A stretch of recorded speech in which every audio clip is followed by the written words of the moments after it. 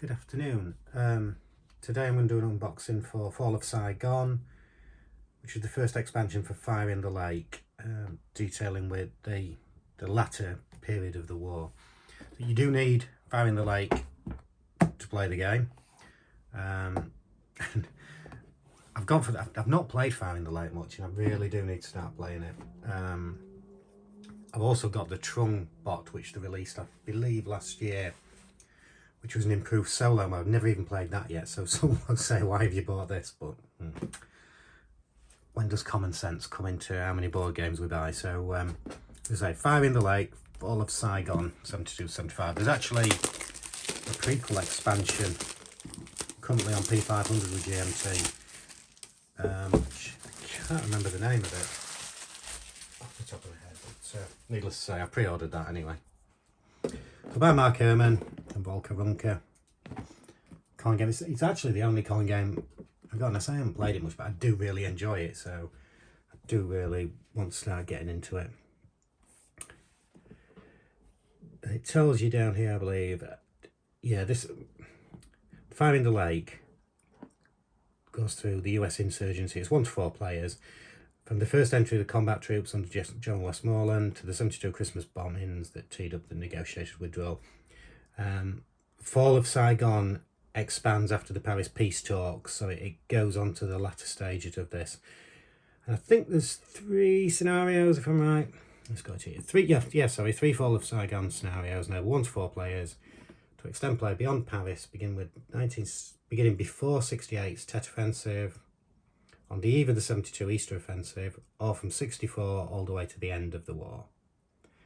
A standalone 2-player Black April scenario focuses tightly on the post-Paris sparring between the NVA and the ARVN, South Vietnamese, including the final massive battles, advance and retreats.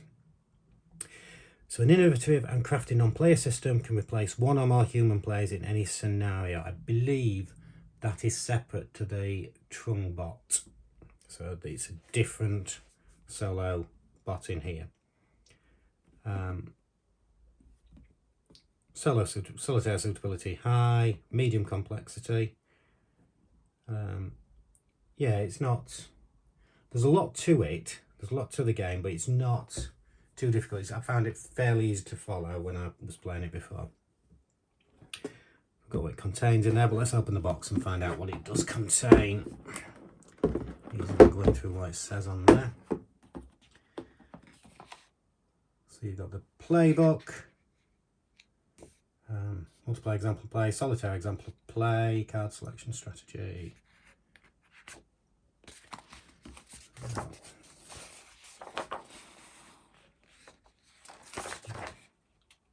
Quite a detailed example of play there as well. So what I might do when I set it all up is, from the solo one,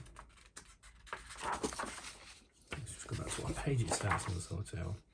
Page 9. Oh, so we're already on the solitaire one there. So I may set it all up, yeah, and then work through it all. That's the way I learnt it, I think, the first time. I think that's in the Fire in the Lake game as well. Card selection strategy, so it gives you a few tips. Each faction does play very differently as well, which is very good. Armour strategy, Black April strategy, which is the 2-player game. And then this list of the different cards that are in the game. It does really add to the flavour of the cards that are in this, really like that. Design notes by Mark Herman, and developer notes. The rules and reference booklet. Overview.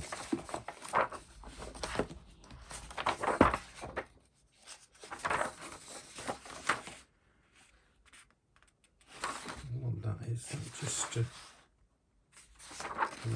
a picture of the map, which you've got on it already. You've got in the original Fire in the Lake game. It's the same one. And capability instructions down there. And you've got the expansion rules. We've got 10 pages of that. which it will. I mean, I'm sure it will play very similar to the original, with a few little quirks. So if you've got the original, you should be able to get into it fairly quickly.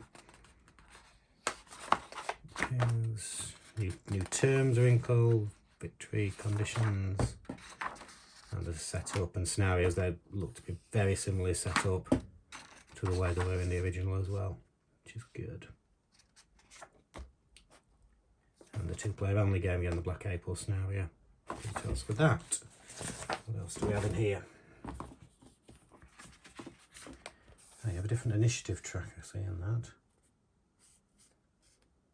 US posturing. Different counters there. So it's just one sheet of counters.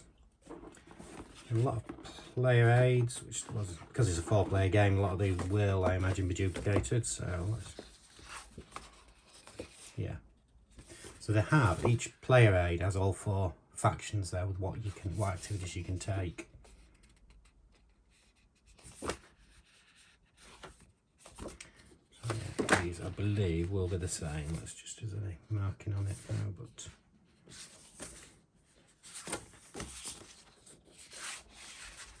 so yeah, 4 copies of those.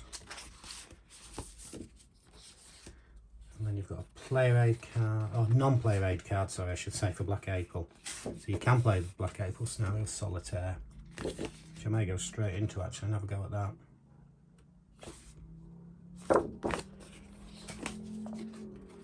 Extended scenario coup round, Paris peace talks, duplicated there. Event instructions and also coup round instructions.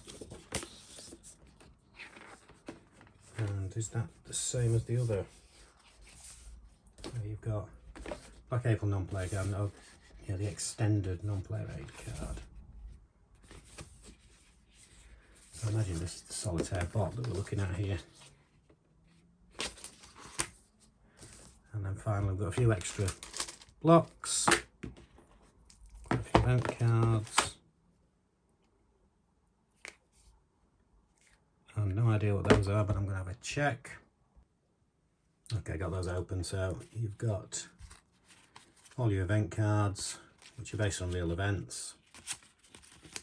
Which, like I said before, does really add to the flavour. I'm not going to try and pronounce any of the Vietnamese names because I was watching a Ken Burns documentary on the Vietnam War the other day, and I realised that any attempt I've made previously to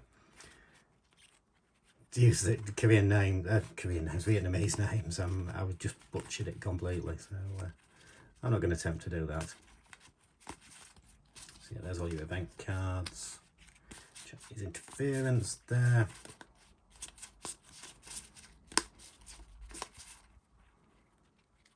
You got your cue cards. Spring offensive. I think that's a solo one because I was looking on the back while I was opening these at 25 cards here, and these are the new solitaire play, which I'm assuming is dependent on who you are with the US, the ARVN, the NVA or the Viet Cong. So yeah, that's everything in it. Blocks, as I said. So I'm hopefully going to set up something on this game either today or tomorrow and start. I'll probably need a bit of relearning actually because it's a while since I've played it. But yeah, I do enjoy this game, and it is one that I do need to play more, give it a lot more justice than I have done so far. But the problem I've got now is I've got the base game, I've got this one, I've got the Trungbot. Where do I start? So a bit of reading to see what's what with it. But anyway, thank you for tuning in. I will be back very soon.